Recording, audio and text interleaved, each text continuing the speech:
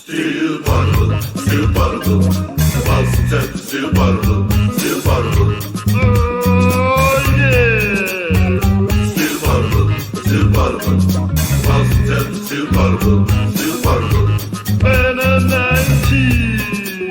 19. Beat Rob, Jim, Packard, J. King. Still Poddable, still Poddable. The Caesar on the court to get another ring. Still Poddable, still Poddable. Everybody in the chat now sing. Still Poddable, still Poddable. Still Poddable, still Poddable. The Boston Celtics still Poddable, still Poddable. Oh yeah! Shut your ass up. Daddy's always had one here.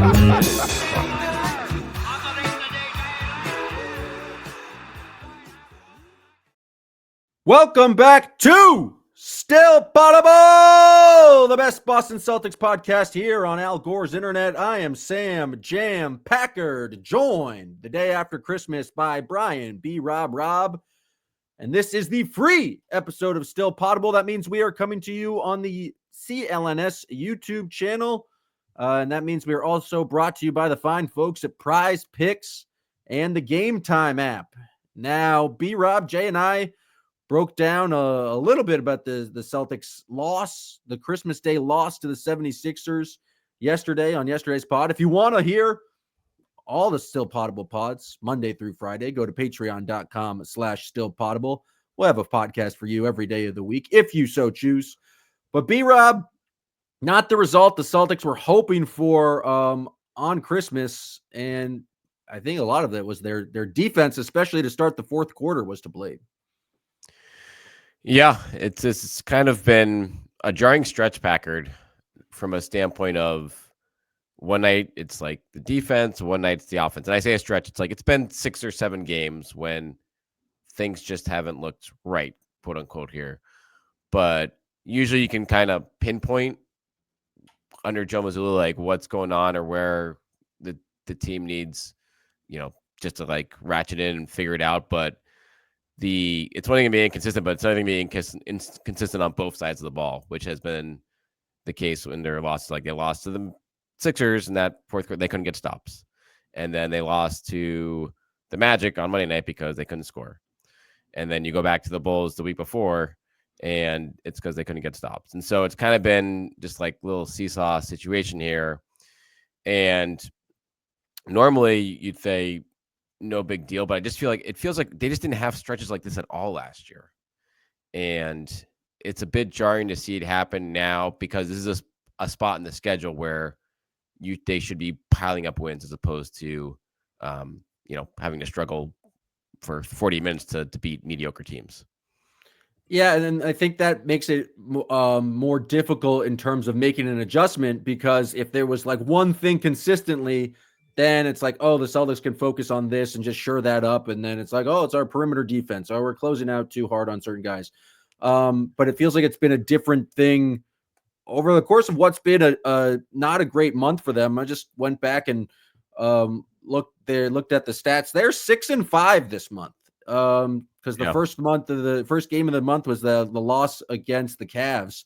And so that's just not what you expect to see from the Celtics. And I think part of the inconsistency and the reasons why it's coming from different places, and Jay and I touched on this a little bit, but they haven't had the same guys really over that 11-game stretch. If you look at the kind of the lineup data, just look at 5-man lineups, there's one lineup that has played 4 games. And so that's just like they haven't really had a time to really build cohesion. And you'd think a championship team would, have that sort of cohesion and be able to get it together, and they wouldn't necessarily need that. But I think it's been one thing working Kristaps back into the lineup. Then you have the role players getting less time, less consistent time. And then, so when you do play a guy like Kornet, it's a random spurt of minutes. But I was just surprised they played 11 games across that stretch. And only one 5-man lineup has played 4 games. And so I think that's maybe just be the issue here, where it's, they're just haven't really gelled in a way where last year it felt like they were just blowing teams out by 20, and they had really pretty good injury luck until Kristaps got hurt late in the season, where they had one of the best 8-man rotations running out there every single night. Yeah, it's a little bit been more not jarring, but like, yeah, there's been more of a cycle right now from that. And I do think like the motivation from a game to game is like, this is a different season. It's a different entity for a bunch of reasons. Like there's been other stuff going on. Like some guys have even been playing, Jalen had this thing with his mom last week, the break-in, like that may or may not be affecting him to this point on the court. Other random stuff like that can, that we don't necessarily know about, can have an impact beyond just the players being on and off the floor. But you understand it from Brad Stevens' standpoint of like, okay, you bring everyone back this year, the continuity is there, you get it to work, but every year is a new entity.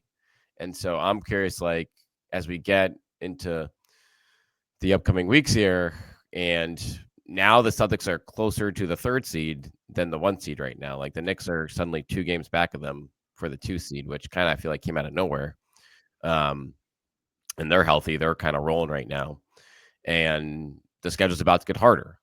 So it is going to be fascinating to see with the volume of games coming up and Porzingis being in and out. And we can kind of go through guys here throughout the board. I'm curious, like with Porzingis at this point, Packard, like this is 3 games now where he's gotten hurt, couldn't finish the game within, I think, like 2 or 3 weeks.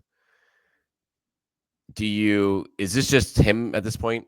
And you just have to prepare for this and, understand this is Porzingis at this point in his career, or is this more of a fluky type situation in your mind?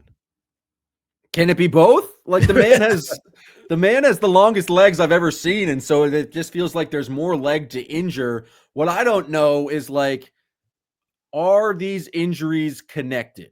Right. That's the scary part. Is it like, oh, if he continues to play on them, he's going to continue to come up like lame and then limping around? Like it seemed like he could have, like, if this was the playoffs, he probably would have played the second half against the 76ers because he was like still running around out there, still knocked down some shots. But is it like that was an ankle injury and it seemed like he just kind of tweaked it? But then the one before was like a calf strain on the same leg that he had previously had an injury on, but that was a different injury than the offseason surgery. That was a different leg. And so I don't know at this point what you can really do about it because you want him to play. These are not like injuries that are going to keep him out for a while.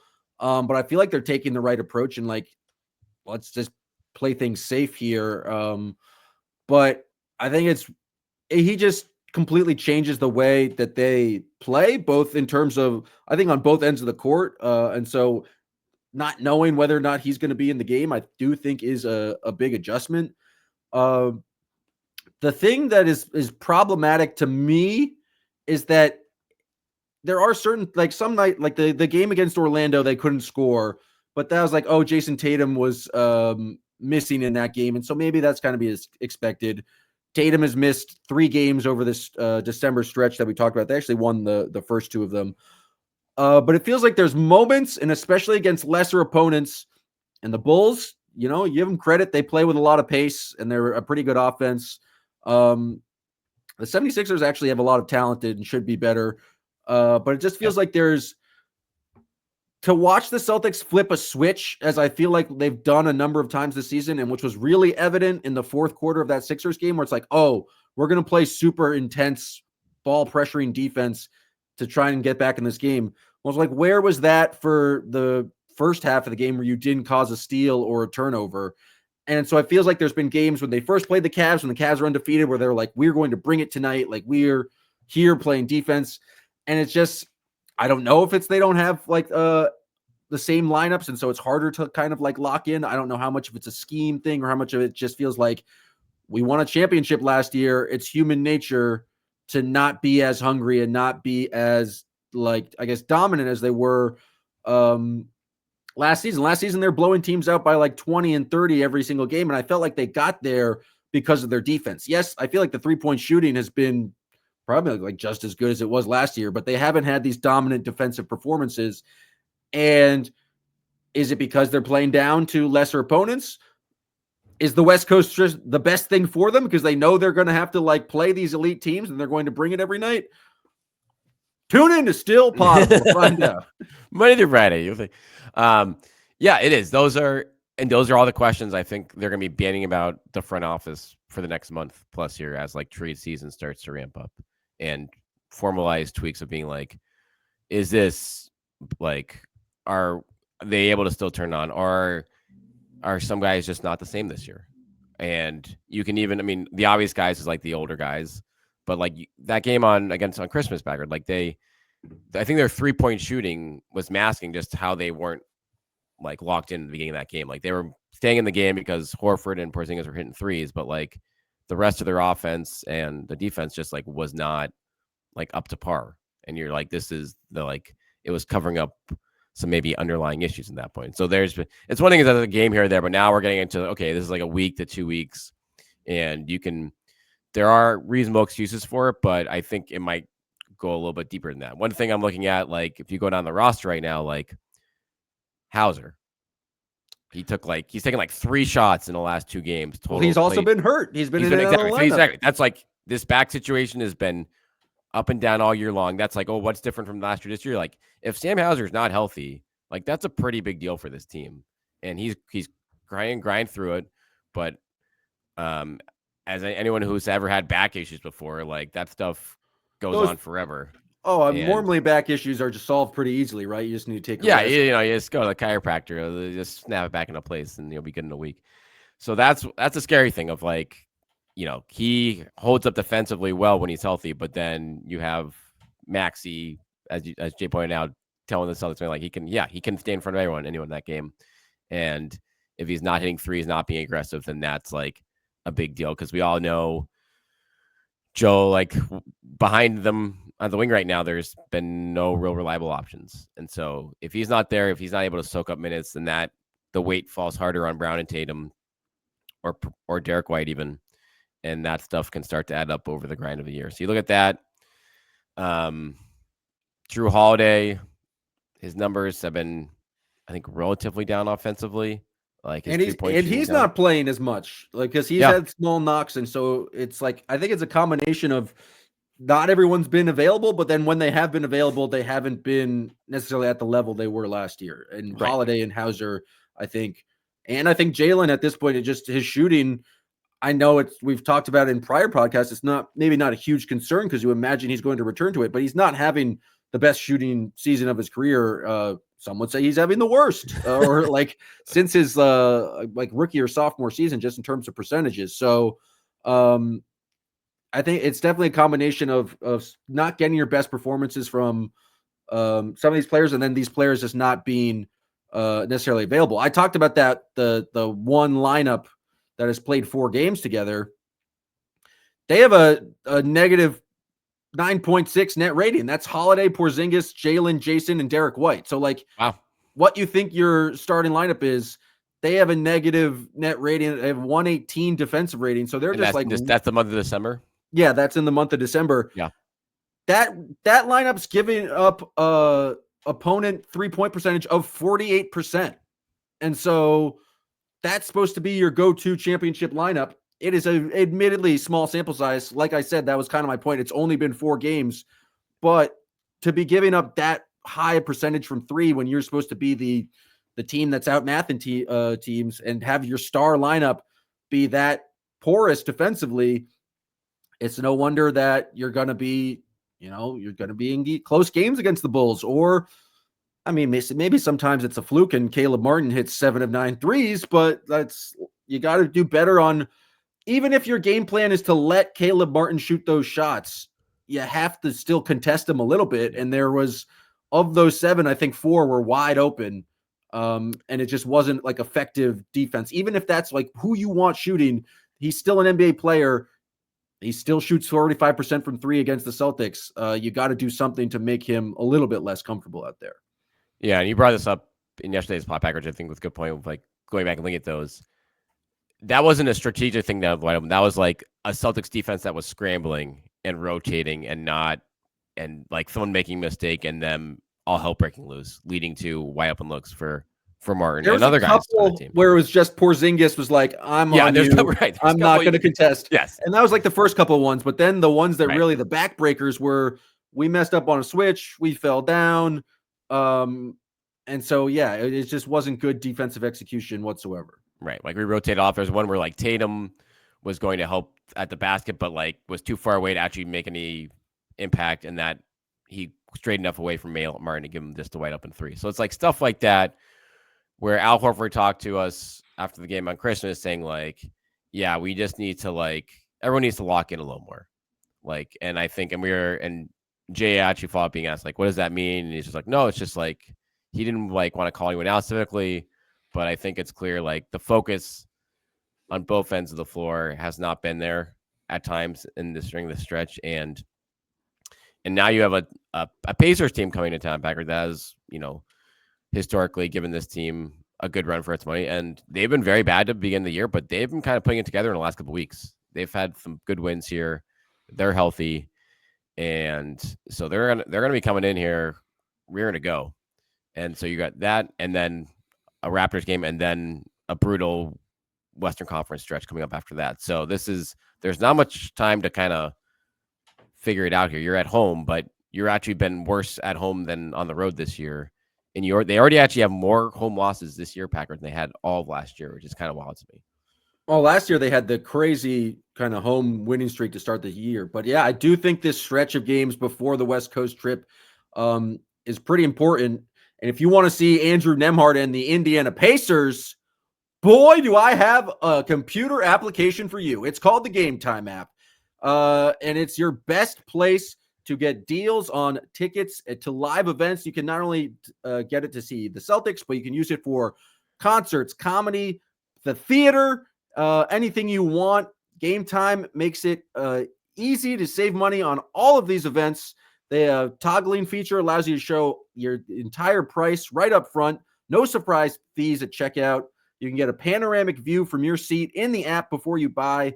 Lowest price guarantee, or Game Time will credit you 110% of the difference, and your purchase is covered with the most flexible customer service policy in the ticketing industry. So if you want to go see the Celtics play the Pacers, or if you want to follow the Celtics around on their West Coast trip, download the Game Time app, create an account, and use the code CLNS for $20 off your first purchase. Terms apply. Again, create an account and redeem code CLNS for $20 off. Download Game Time today. What time is it? Game time. Now, that being said, we've got a little negative here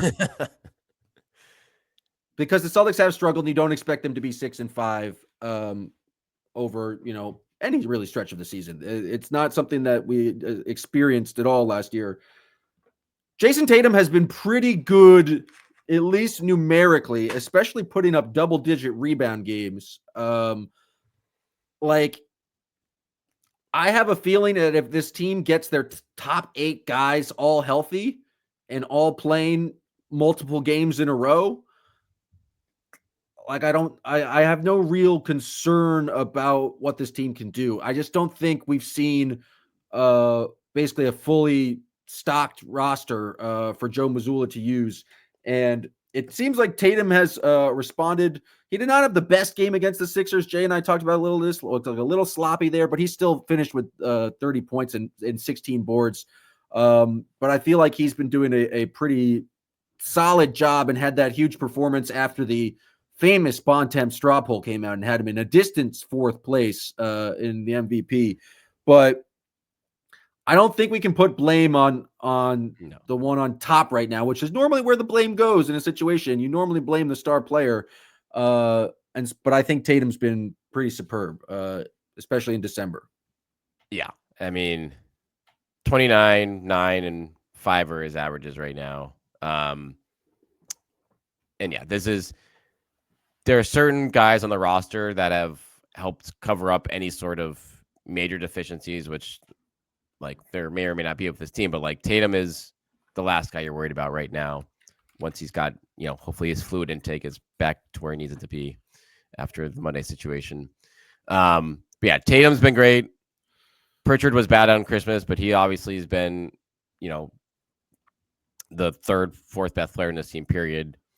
I think Horford has been as rock solid as you could hope on a nightly basis. Like, yeah, like maybe people talked about like, some pay protection issues with him maybe at the beginning of the year. Those have kind of faded in most games late, but offensively, he's giving you all you could hope for and more, shooting 40% from three. And Derek White, I guess, is like dipped a bit lately. But that's more of like he was playing at such a high level, Packard. I think it's like, yeah, this is going to happen. Like he's not going to be shooting 45% from three for a whole season here. Like these are some progression to the mean for guys like that. So like those are, if you're looking at the whole roster, like those are the guys I think you feel best about. And then it's like Jalen with the 3-point shooting, Drew with 3-point shooting, and just his overall health. Porzingis we hit on a lot there, and then Hauser, and then beyond that, right now, again, it's like you hit a little bit too, Packard. Like when Porzingis comes back, it's like it's kind of been a revolving door of like who's going to play. Cornette, Kada, like even James randomly Jordan Walsh will play. Jordan Random Walsh, Jaden Springer will play. So is Joe. I mean, how do you think Joe's handled the last month from that standpoint of like the mixing and matching of those guys? Has it been up to where you would want to be at this point? I feel like I'm of two minds on this one because there's the stay ready approach where it's like these guys need to be prepared for at any point. Joe can look down the bench and be there and be like, it's your turn to be in this game. But if I know anything about NBA players is that they love routine and knowing when they're going to come into the game. And that's like so much of it is a mental just battle of like being consistent. And I guess Joe prides and the staff prides like being a part of that stay ready group. But I think it's got to be pretty frustrating for like, I don't know. There was like what 3 games of Peterson. Then we got a random Jaden Springer game. Then we got a random Jordan Walsh game. I don't think Nemi was probably supposed to play yesterday until Kristaps got hurt. But there was a Nemi stretch of time there. And so I do think that's got to be harder for those bench guys just to like figure out what their role is and how to come in and check into a game. And so I don't know. I think it'd be interesting to get Joe's perspective on like what he is thinking when it's like, if it's purely matchup dependent, or it's just like we're in December and we're going to try some shit and throw things against the wall, because I think that is something that Brad Stevens was pretty good at. I think he like separated the season into quarters, where it's like the first quarter we're just trying to figure out what we had. Then he kind of tried some stuff in the second quarter. Then he tried to like really solidify that and nail it down in third quarter. And then like fourth quarter, you're just building for the playoffs. And so maybe Joe's just in his kind of like, I don't know, maybe Jaden Springer will give us something in this moment. He didn't. But I'm curious. Like, I don't know if that necessarily is like the thing that's like swinging these games. I feel like it's much more of like defensive effort from the top 6, top 7 guys. Yeah, no question. I mean, this is a situation where there should never be a point where those decisions are swinging these games unless you're down a couple bodies. But yeah, I think I'm with you. And I'm honestly like, I'm curious where like, I thought Drew Peterson actually was like playing fairly well for them. And then he just kind of fell off the map. I know he played in the G League showcase, so in Orlando. And so he was down there for a while with Shireman. But if Hauser's not himself or just not healthy, then that's the guy I would be like, all right, like I'd want to see him more out of all the options he's kind of rolled through in the last couple of weeks. And then I do think there have been times in the game it's like Cornette against a small ball Sixers lineup did not work. Kada too, obviously, like those guys are valuable guys and to give the Celtics a lot, but there are certain lineups where you're like, this is trouble. Like this. But who do they go to in that moment when you need to match Horford with Embiid's moments? And then you go Tatum at the 5. Like, is that a situation where you just screw it? Like, but then Tatum has played basically the entire second half. And so it's like, you want to tax him at playing him at the 5 for this random game in December. Yeah.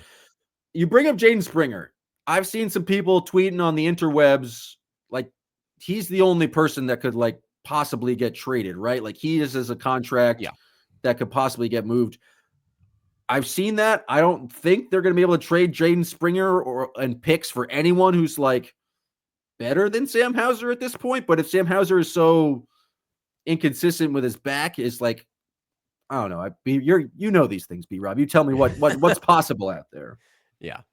It's a situation, and then I'll go through this as you will hear from about our sponsor Prize Picks in a second here. But if you're talking about your pick of where you want to add to the roster right now, I do think that the wing situation is where I'd look to because of the Hauser. Like you have some unknown there, you have some unreliable guys behind them, and Springer is $4 million in the books, so you're not going to be able to. You're only going to be able to add someone on the cheap there, or just open up that roster spot and sign someone on the free agent market. But yeah, there's without a doubt, like Springer's, whether it's for tax concerns, whether it's just because you want to upgrade that spot, like he is the most likely candidate to go.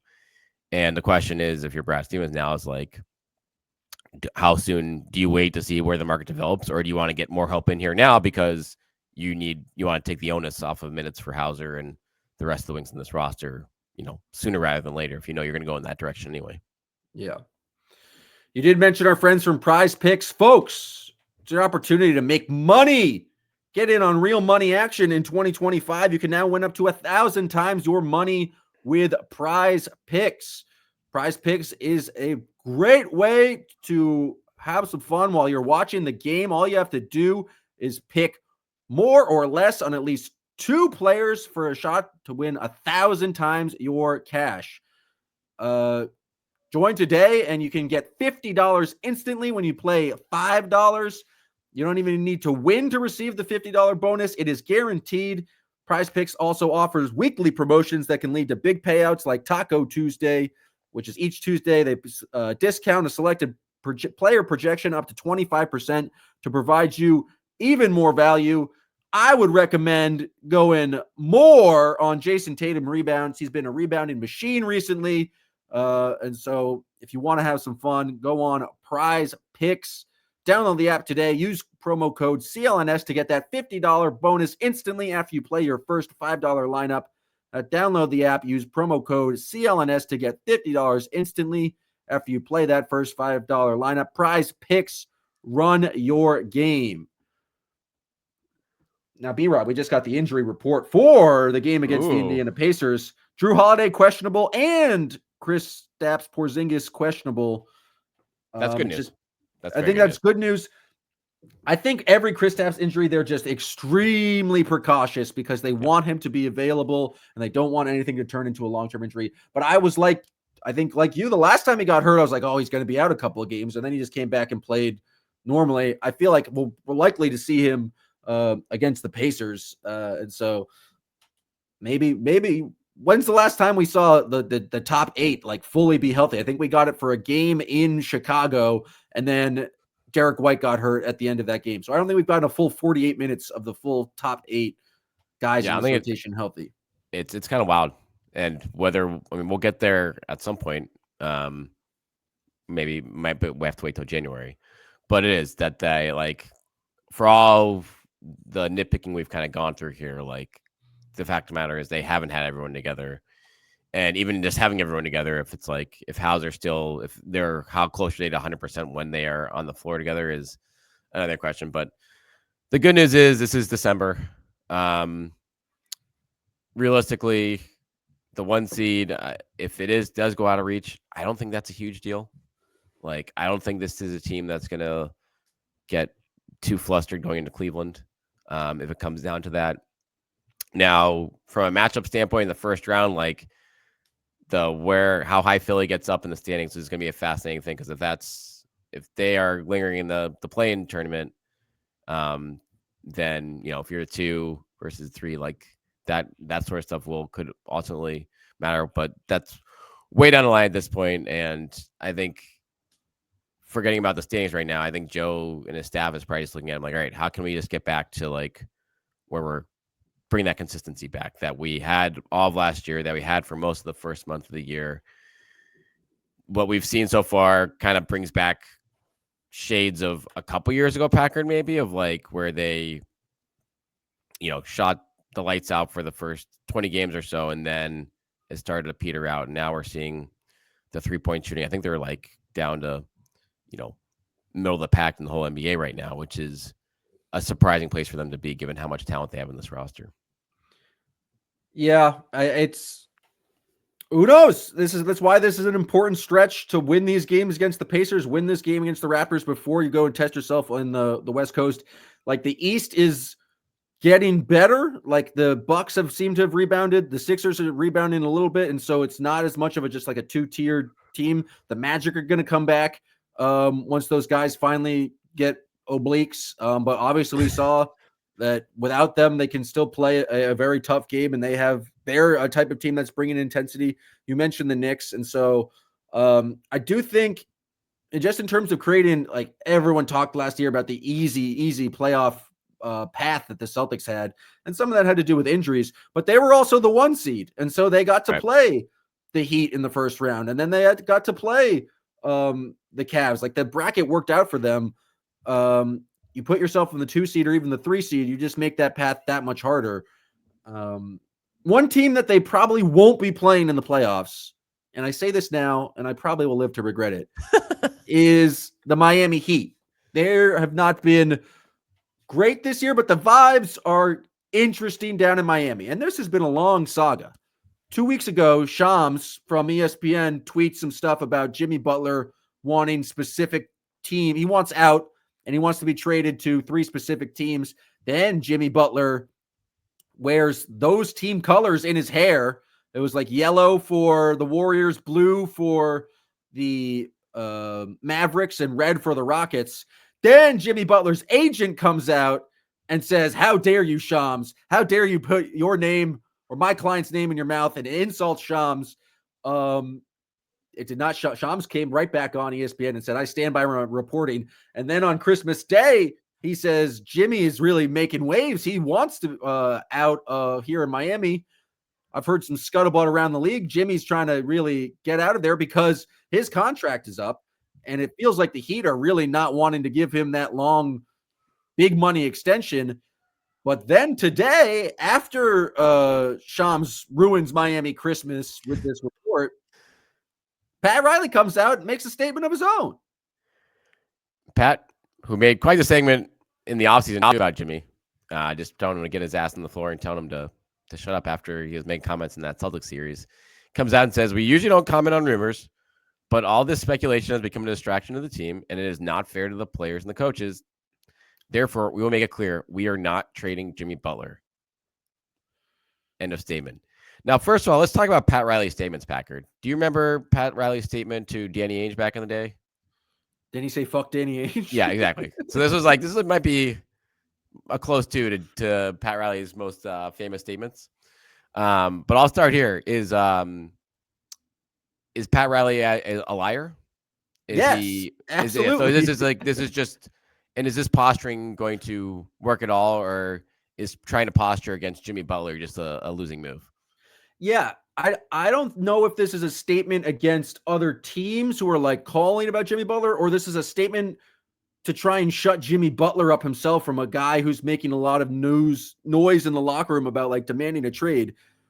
But when I read that statement, I read that as he's sounding like that's a team that's going to trade Jimmy Butler. Like if you don't come out and say you're not going to do anything, if they get a good offer, it only makes sense for them to trade Jimmy Butler. If they're also not willing to sign him, you don't let someone of that talent walk away for nothing. It's extremely hard, especially in this, I guess, salary cap. Like free agency is not a thing anymore. Yeah, like Brooklyn's the only team with real cap room to sign Jimmy outright this offseason. So Jimmy either needs 2 things. He needs like more teams to open up that cap space, which is very hard to do this summer to get him, or B, he needs the Heat to trade him preemptively, and so he can sign an extension where he wants to sign an extension.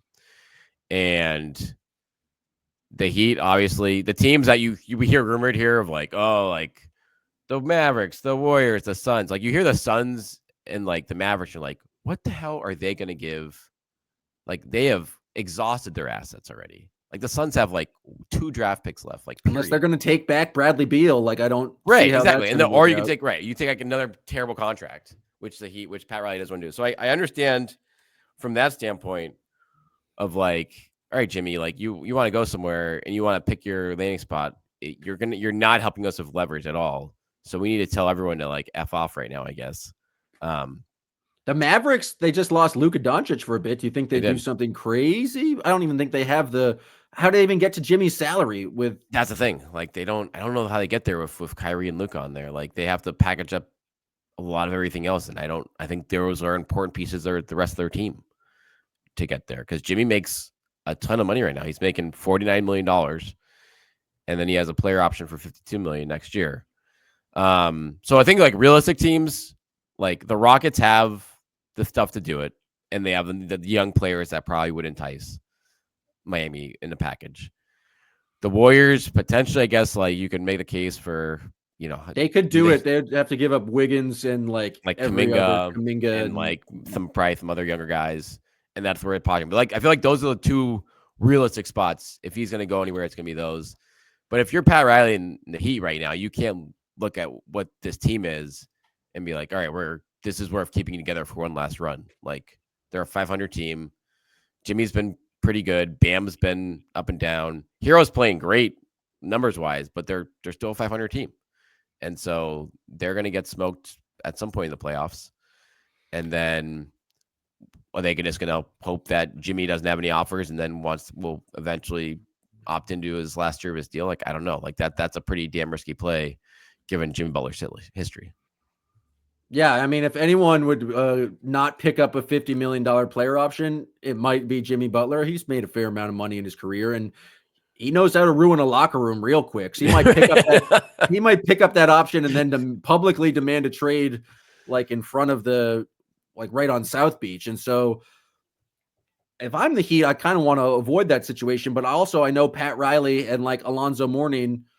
They have some championship pedigree on their own, and they don't like to be pushed around, especially by someone like Jimmy. I think this is where the Heat culture kind of all breaks down, because if you have multiple alphas in the Heat culture environment, it's too much Heat culture. Things are too hot.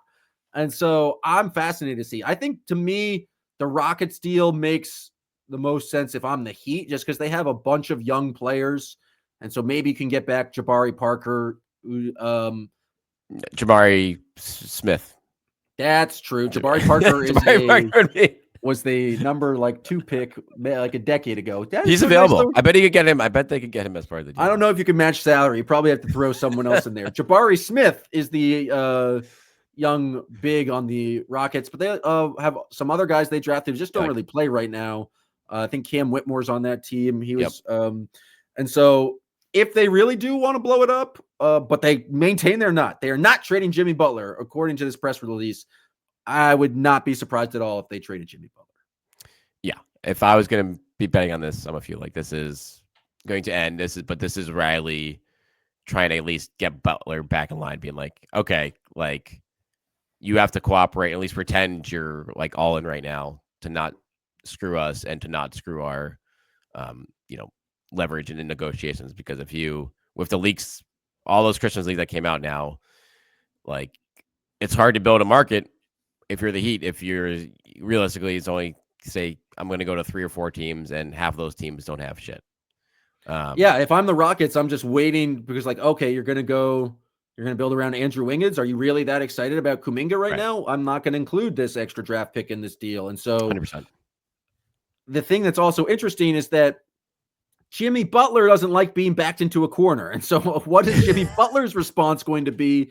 He openly walked into Timberwolves practice and ran stuff with the third team and just talked shit to the GM the entire time. And so it's going to be a very interesting saga down in Miami that I think will at least keep our attention through the trade deadline. Celtics feel pretty great right now looking at this for being 22 and 7, 22 and 8. But it's funny though, because you look at this where they're at, Packard, versus where the Heat are, and the what if situations of Lillard a couple years ago in those trade talks and the fallout of the 23 finals there. But the Heat have just bet on themselves over and over again, and that I think that clock has just run out. And where Brad Stevens was proactively being like, okay, we have to push all in now. We have to go for what else can we add now, because we only have a finite window to do that. They maximized it last year. They're in position to do it again this year. And now still 22-8 with Porzingis being out for 20 games. Like they would have taken that in a heartbeat before the season started, I think. And so this, like the smaller stuff right now, it's all fixable in theory, as long as they do get back to their full health. But big picture wise, they're still in a great spot in the East. There's just more competition now for them to deal with. Yeah. And it's just, they made so much of like Banner 18 was the thing that you just heard around the Celtics basically for the last 10 years before this. You don't hear a lot of chatter about Banner 19. Banner 19 has not become a thing, and maybe they need to lock in more and refocus on Banner 19. Change the LLC name, like whatever you need to do, because they're selling the team, Packard. They're selling the team, so it's hard to invest in that stuff right now. With that on the back burner, which is, I mean, we haven't gotten to that, but that will drop at some point, probably in the next month or two. And yeah, I think they're starting to get bids. I think Himmelsbach reported that like is starting in the new year, they'll start getting actual bids, so we'll know who that is. But there needs to be a refocusing in on Banner 19. Maybe that'll change. It hasn't been a charmed season, Packard. It hasn't been a charmed season. No, it has not been charmed, as the great Jay King described last year. It has not been charmed, but maybe they can recapture that charm this weekend against the Indiana Pacers. They got 2 games, a Friday and a Sunday. We'll be back for you in your feeds Monday morning, or we'll be on the post-game, Poddable post-game Sunday night after that Pacers game. So if you want to tune into that, go to patreon.com/stillpoddable. We appreciate everyone who's watching on the CLNS YouTube page. We are a Monday through Friday Boston Celtics podcast. And again, you can access all of our great content at patreon.com/stillpoddable. Have a great weekend, and we'll be back Monday morning. Thanks for listening.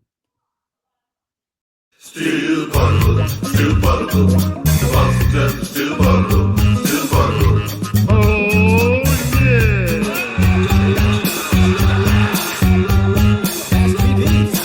Slow down from eating and drinking and all that wild stuff.